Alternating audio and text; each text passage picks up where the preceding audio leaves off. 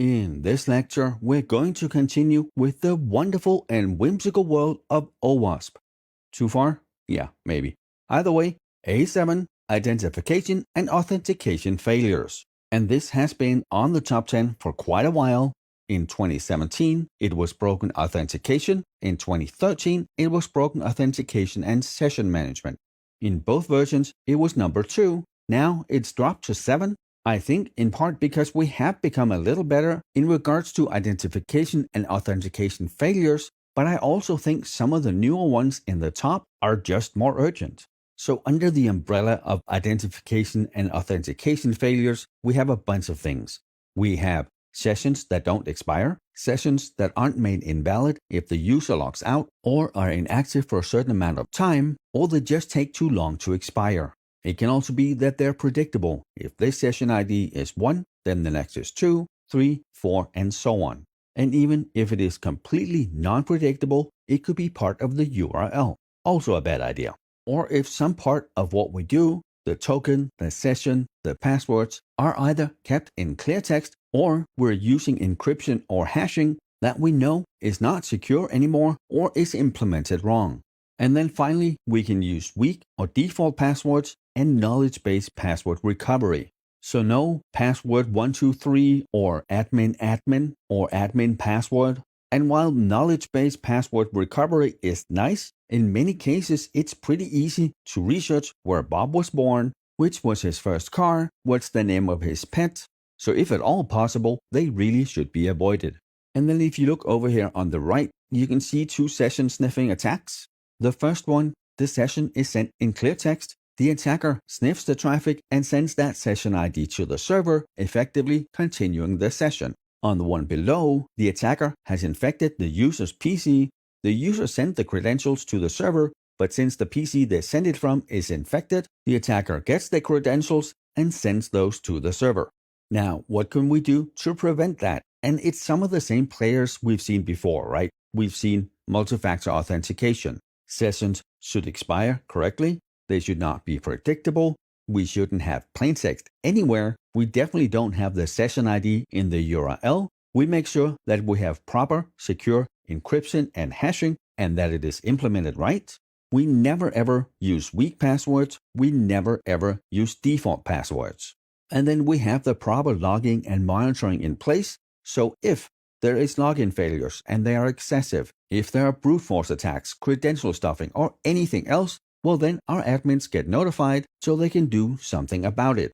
Next up, we have A8, software and data integrity failures. Also not new to the list, in 2017, it was called insecure deserialization. And that is when our applications use code, plugins, libraries, or modules from a source that is not trusted. And you might think, well, that's 90% of my WordPress site. And yes, that's kind of what you get with WordPress, right? Easy to build, customizable, but do you really know all the plugins? Are they trusted sources or not? But then again, on your website, you're probably not housing anything that's top secret. So you're probably okay. Now, for our critical business applications, anything that handles anything that is sensitive, we definitely need to make sure that everything our application uses are both trusted and secure.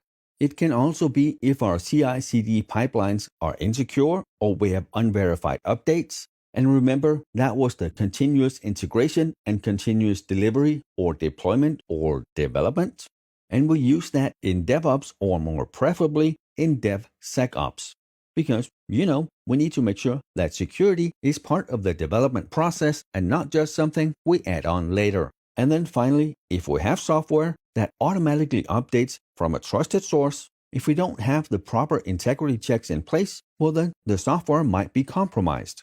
And what can we do to fix that? Well, we don't do any of that, right? The code, the libraries, the modules, we make sure they are from trusted repositories. We use digital signatures and hashes. We have software supply chain tools that we can use to make sure the components don't have known vulnerabilities. If we use CI/CD in our DevSecOps, well then we make sure we have the proper segregation, configuration, and access control. And we have checks throughout the entire process to ensure the integrity of the code in both the build and deployment processes. And then finally, we don't let our software update automatically. First off, we need to make sure it has the property integrity checks, but we also need to make sure that this update doesn't break any functionality. That, on the other hand, also means that we need to be good about patching. Once a patch is out, we need to confirm the integrity of it. We need to make sure that it doesn't break anything. We do that in our test environment, and then we need to deploy it to production. Many of the really large data breaches happen because we have software or servers that are not patched, and the patches have been out for a long time. Once there is a patch, well, then the attacker knows about the vulnerability. They will go looking for it. Now, let's talk about A9, security logging and monitoring failures. And this is one we have talked about many times.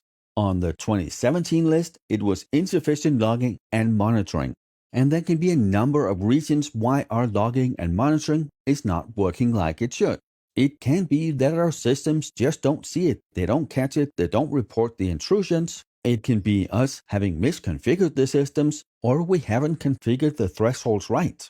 With systems like this, it's gonna take a lot of tweaking to set it up exactly right for our environment and what we need to alert on. And then, of course, we don't store the logs only locally. We have a centralized logging server that is extra hardened, and most admins do not have access. And even if all this is done right, if our admins don't respond to the logs or the alerts, or there are simply too many of them, which often is a sign of poor configuration, well, at some point we're going to start ignoring the alerts. And then we don't know when we're attacked. I have worked in places where we have a big monitor with the systems, everything that's going on, and there's always this red blinking light, something's wrong. The admins ignore it completely because, oh, that's something we just need to fix, but they never do it. It's alerting on something that shouldn't be an alert, but they're so busy with other things that when an actual alert comes in, they never see it. Here, just like with all the other ones, the answer is don't do that. So we have the proper logging and monitoring. The system is configured right. We respond to the actual alerts. We're notified about and keep an eye on failed login attempts and server-side validations. Logs are kept in a format that our log management system can easily use. We keep them for long enough. They are kept secure on that extra hardened server where almost no one has access, and we protect against injection and other types of attacks. And then we have proper audit trails on our high-value transactions. And then finally, we have a proper incident response and recovery plan. It's never if we get attacked, if we crash. It is when. When that happens, everybody knows what they need to do. We have trained through similar scenarios, and because we have done this, we recover much faster and with less impact. And with that, we are done with this lecture. In the next lecture, we're going to finish out OWASP Top 10, plus a few that I think you need to know, even though they didn't quite make it to Top 10.